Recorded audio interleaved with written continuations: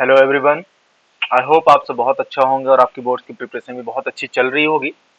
और उसी सीरीज में और आपको हेल्प करने के लिए और आपके स्कोर्स को इम्प्रूव कराने के लिए और आपके परसेंटेज को अच्छा कराने के लिए हम लेकर आए हैं कुछ ऐसा सीरीज जो कि बहुत जरूरी है आपको जानना।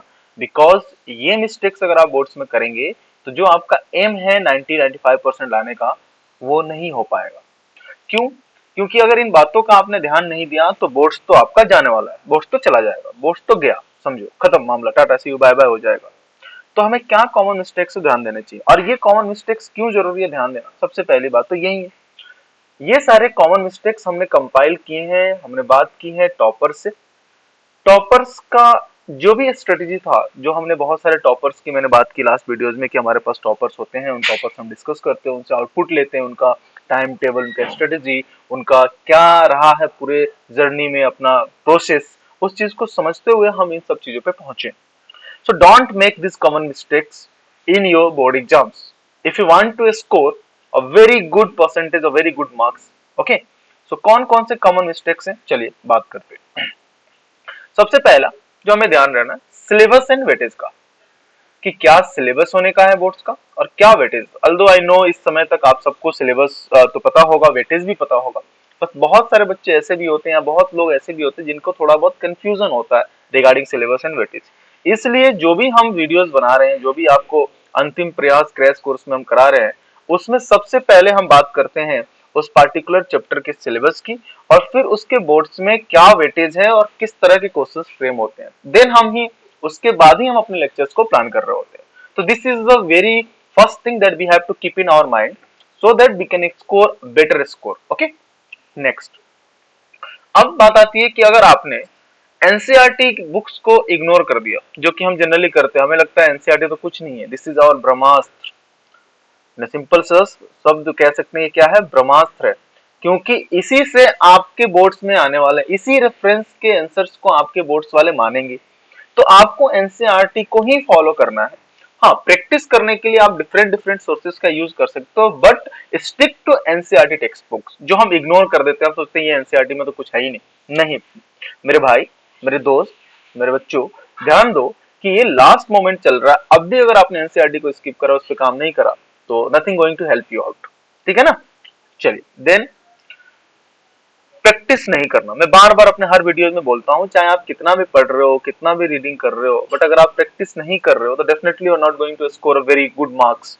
क्योंकि फाइनली आप पढ़ तो रहे हो, उसको रिप्रेजेंट करना, उसको एक्सप्रेस करना, वो आपको नहीं आ रहा। तो ये भी आपको करना पड़ेगा। इसको करने के लिए भी हमने फ्री ऑफ कॉस्ट चला रखा मेंटरशिप, राइटिंग प्रैक्टिस सेशंस, वो अपन टेलीग्राम और इस पे मिल रहा है, व्हाट्सएप चैनल पे मिल रहा है। उसका मैं डिस्क्रिप्शन और आइकन सेक्शन में आपको डाल दूंगा, मैं वीडियो का लिंक, उसको भी देखो, समझो क्या है अंतिम प्रयास क्रैश कोर्स, तो आपको समझ में आएगा।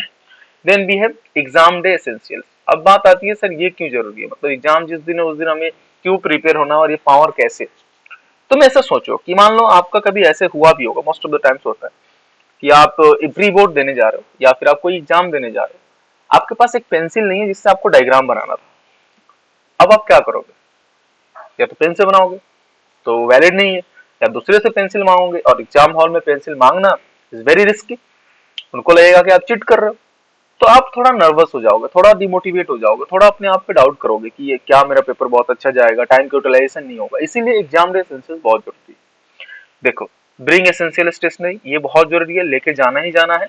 इस मिस्टेक को नहीं करना। ये टॉपर्स ने खुद अपने बातचीत जब हम कर रहे थे तो उन्होंने बताया है ना, तो ध्यान देना। दूसरी चीज, लेट पहुंचना, ये साइकोलॉजी का फैक्टर है। जैसे मान लो आपका 9:30 से एग्जाम है और आप 9:30 पे ही पहुंच रहे हो, तब भी कहीं ना कहीं आपके दिमाग में ये रहेगा कि मेरा पेपर कैसे जाएगा, मुझे एंट्री मिलेगा नहीं मिलेगा, क्या होगा, मैं लेट आ गया तो मेरे से और बच्चों ने अच्छा पेपर कर लिया होगा, मेरा पेपर अच्छा नहीं जाएगा। बहुत तरह की चीजें चलती हैं। एक तो एग्जाम का ऐसा ही स्ट्रेस, ऊपर से लेट पहुंचना is also a very stressful.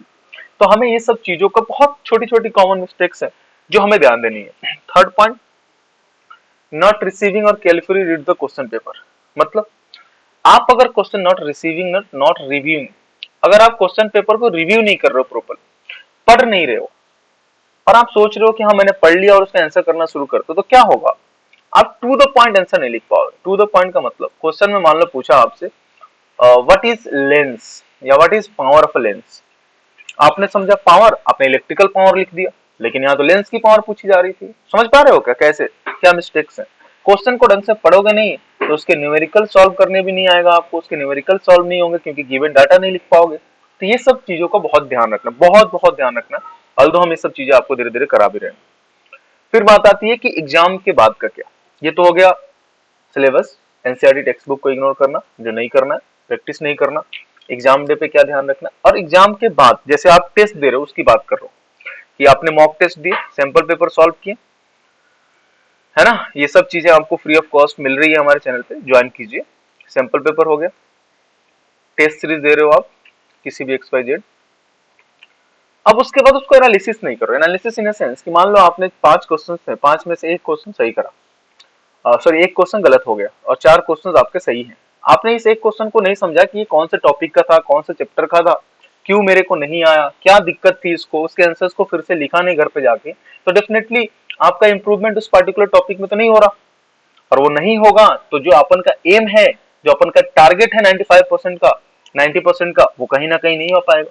तो भी हमें ध्यान रखने की जरूरत है ना।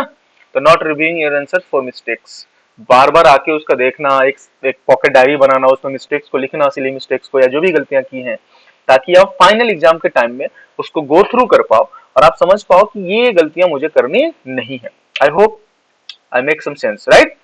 अगर ऐसा आपको समझ में आ रहा है, ये बेनिफिट लग रहा है आपको, किससे बेनिफिशियल है आपके लिए, जो कि बहुत ही ज्यादा बेनिफिशियल होने वाला है, please mention in the comment section. Then marking scheme को नहीं समझा, मैं बार बार बोला, वेटेज को नहीं समझोगे तो समझ में नहीं आएगा क्या इंपॉर्टेंट है और क्या थोड़ा सा कम इंपॉर्टेंट है।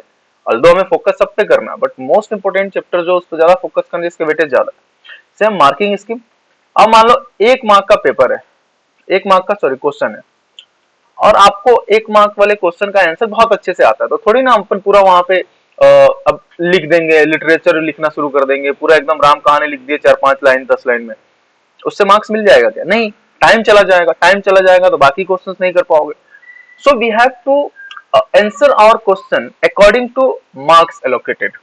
कितने मार्क्स मिल रहे हैं, कितने मार्क्स का पेपर है, 2 मार्क्स का 2 मार्क्स के हिसाब से लिखेंगे, 2 से 3 लाइन, 1 मार्क्स का 1 लाइन में लिख सकते हैं अपन, ऐसे 3 मार्क्स और 5 मार्कर का। समझ पा रहे हो क्या? तो ये भी बहुत जरूरी है, बहुत बेसिक बेसिक चीज है, बट हम बार बार करते हैं और हमें इन्हीं चीजों को ध्यान रखना है, इन्हीं चीजों को अवॉइड करना है। देन द मोस्ट इंपोर्टेंट चीज, जैसे मैं आपको बता रहा हूँ, आपको लग रहा है ये क्या ही चल रहा है, अगर आपने यहाँ तक सुना है तो डेफिनेटली आपको समझ में आ रहा होगा कितनी जरूरी है चीजें, और ये चीजें आप जनरली रोज रोज कर भी रहे हो।